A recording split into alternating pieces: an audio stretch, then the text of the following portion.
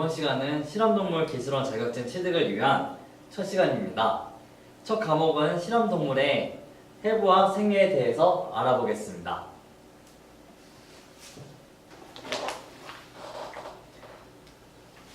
먼저 정의에 대해서 알아보겠습니다. 생물학은 형태학과 기능학의 차이로 해부학과 생리학으로 나누어지게 됩니다. 해부학은 생물체의 형태와 구조를 손으로 만져보고 부검하여 눈으로 확인하여 이해하는 학문입니다. 더 나아가 현미경을 사용하여 세포 조직 기관 중심으로 연구하는 학문을 조직학이라고 불려집니다.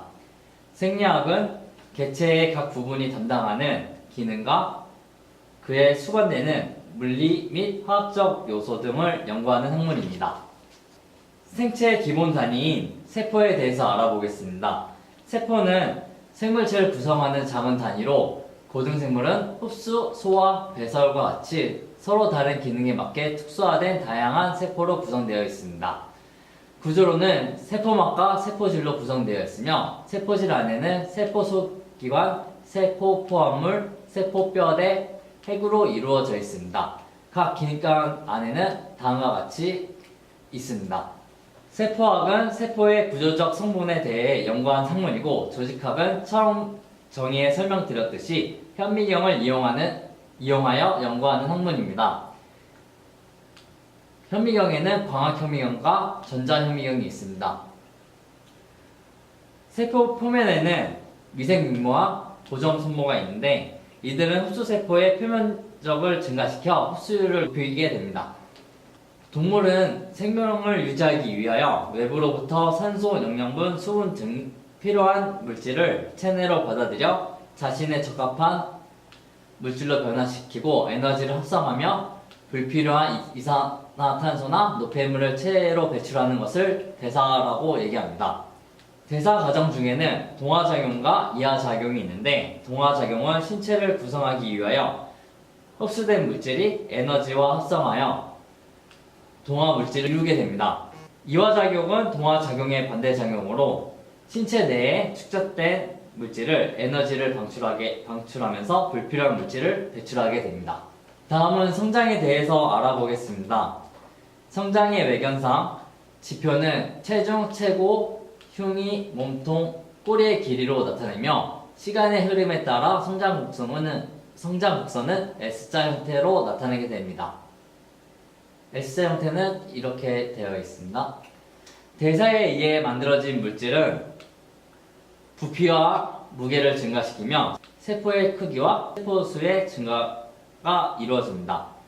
성장은 이론적으로 대사가 이루어지면서 생장 곡선은 계속 증가하는 모습을 보여주어야 하지만 신체 내에 불필요한 물질을 배출함과 동시에 성장이 멈춤으로써 성장 곡선은 S자형을 나타내게 됩니다. 적응이란 동물이 자연의 환경 변화에 대처하여 생명 활동을 정상적으로 할 수 있도록 반응하면서 조화를 이루는 것입니다.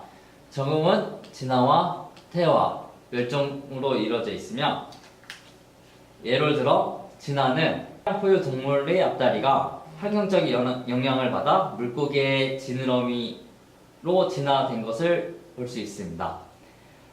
또한 더울 때에는 땀을 흘려 체온을 낮추게 되는데 이때 땀샘이 발달하게 됩니다. 하지만 개는 땀샘 발달이 미약하여 퇴화되었다는 것을 알 수 있습니다. 다음은 항상성입니다. 항상성이란 동물의 체외의 환경 변화에 대하여 생체 내부가 일정한 상태를 유지하는 현상을 말합니다. 예로 들어 혈액의 pH, 혈압, 삼투압, 체온 조절 등이 있으며 만약 동물이 항상성의 한계를 넘게 되면 병에 걸리거나 사망에 이르게 됩니다.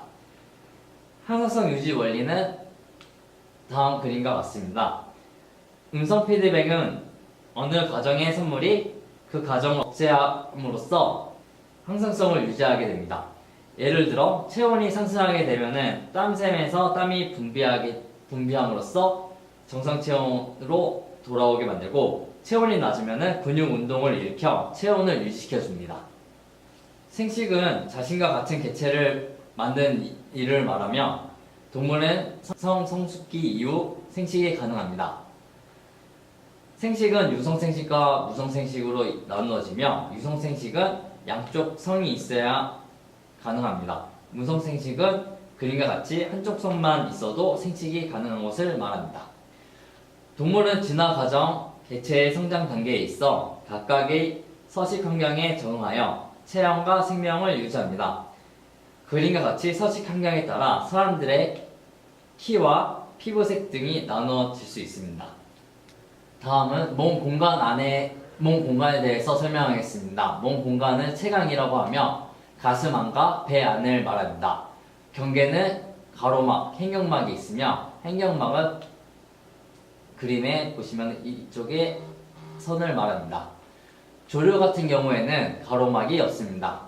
가슴 안에는 심장과 호파, 폐, 가슴샘 등이 있으며 배 안에는 위, 창자, 간, 이장, 지라, 콩팥, 부신, 방간, 자궁, 난소 등이 있습니다. 이 그림은 레트의 각 기관에 대한 명칭을 나타낸 그림입니다. 이 그림은 실험동물 기술원 자격증에 꼭 필요한 것이기 때문에 모두들 다 외워주시기 바랍니다. 다음은 피부입니다. 피부는 동물의 전신을 덮고 직접적인 외부 환경의 변화로부터 생체 내부의 조직과 기관을 보호하는 역할을 합니다.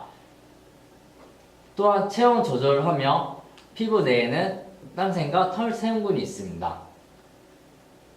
특히 레트나 고양이, 개 등은 땀새 발달이 미약하여 호흡으로 체온을 조절하게 됩니다. 또한 피부 내에는 기름샘과 땀샘이 있어 분비 및 배설을 하게 됩니다.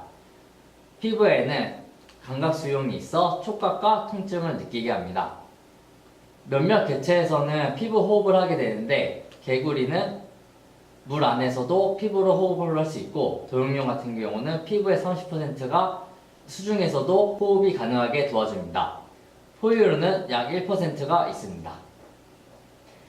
피부의 구성으로는 표피와 진피, 그리고 피하 조직으로 나누어져 있으며 털, 발톱, 뿔, 땀샘, 기름샘 등도 피부에 포함이 됩니다. 다음 그림은 피부에 대해 각 명칭이 나와 있는 그림입니다. 표피는 외기로부터 모든 자극이나 상해에 대해서 내부를 보호하며 멜라닌 세포가 포함되어 있습니다. 진피에는 표피 밑에 있는 두꺼운 층으로 피부의 탄력을 좌우하며 콜라겐이라는 단백질에서 만들어진 교원섬유가 있습니다. 그리고 그 사이에 엘라스틴에서 만들어진 탄산섬유가 있습니다. 교원섬유는 기계적으로 외력이나 화학적 자극에 강한 저항력을 갖고 있으므로 각질층과 함께 외계 영향으로부터 신체를 보호하게 됩니다. 탄성섬유는 피부에 탄력을 주는 섬유로 노년기에는 감소하게 됩니다. 콜라겐이 느슨해지며 전주름이 생기고 파랗게 되면 깊은 골주름이 생겨 피부에 주름이 생기게 됩니다. 피부의 색은 모세혈관이 있기 때문에 피부의 혈색을 표현하게 됩니다. 피하 조직은 피부 밑에 지방의 저장층을 말하며 진피와는 뚜렷한 경계가 없습니다. 다음은 뼈대에 대해서 알아보겠습니다. 기능으로는 동물의 일정한 형태를 유지시켜주며 운동의 축, 즉 근육의 지렛대 역할을 해줍니다. 또한 내부에 있는 장기를 보호하며 뼈대는 혈구를 생산을 하기도 합니다. 다음 그림은 레트의 골격에 대한 명칭에 대한 그림입니다. 골수는 뼈의 내부에 있는 조직으로 조혈세포 성분으로 이루어져 있습니다. 흰색 골수와 황색 골수로 나누어지는데 어린 동물에서 적혈구나 백혈구를 생산하는 적혈골수가 있고 성숙동물에서 나이가 증가함에 따라 지방세포로 대체되면서 황색 골수가 되어집니다. 골수에 대한 명칭은 다음과 같습니다. 다음은 근육에 대해서 알아보겠습니다. 근육은 동물체를 지탱하며 사지, 심장 및 소화관 등의 운동 또는 체열의 발생원이 됩니다. 동물체의 체중 40%를 차지하게 됩니다. 근육은 가로 무늬 근육과 밑무늬 근육으로 나누어지며 가로무늬 근육은 골격근과 심장근이 있습니다. 밑무늬 근육은 내장 근육이 있습니다. 근육의 기본 단위는 근육 섬유를 말하며 근육 섬유를 더 들어가게 되면은 근육 섬원 섬유가 있습니다. 다음은 수익근은 운동신경이 조절이 가능한 것을 말하며 예를 들어 뼈대 근육, 골격근을 말합니다. 불수익근은 자율신경이 조절하며 밑무늬 근육과 심장 근육을 말합니다. 다음 그림을 보시면 더 쉽게 이해할 수 있습니다. 다음은 소화기관에 대해서 알아보겠습니다. 기계적인 소화는 치아나 혀 등으로 음식물을 잘게 부수거나 혼합하는 작용을 말하며 식도, 위, 장관 등의 연동운동과 분전운동이 있습니다. 화학적인 소화에는 침과 위액, 장액, 췌장액 내 각종 효소와 단즙이 음식물과 혼합하여 화학적으로 분해되는 것을 말합니다. 탄수화물은 포도당 등의 단당류로 분해가 되며 단백질은 각종 아미노산, 지방은 글리세린과 지방산으로 각각 분해되어 소장의 청자육모의 흡수상피 세포에서 흡수가 되게 됩니다. 수분과 비타민, 미네랄은 대장에서 흡수가 되며 소화관의 구조는 입안, 인두, 식도, 위, 소장, 대장으로 나눠집니다. 부속 기관으로는 입술, 혀, 치아, 침샘, 간, 위장 등이 있습니다. 다음은 인체 내의 소화기관에 대한 명칭입니다.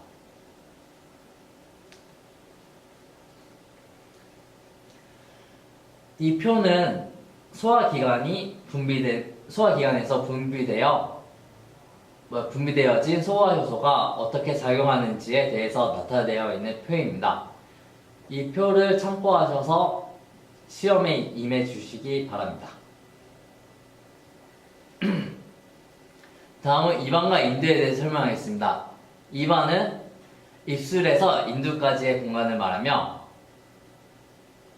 큰침샘, 기미샘, 턱샘, 혀미샘 등이 있습니다. 작은 침샘으로는 입술샘, 볼샘, 이천장샘, 강대샘 등이 있습니다. 침샘은 성상에 따라 점액샘, 장액샘 및 혼합샘으로 구분되어져 있습니다. 이번 시간은 이것으로 마치고 다음 시간에는 해부학 생리 2에 대해서 강의를 하겠습니다. 이상입니다. 구독과 좋아요, 알람 설정까지 감사합니다.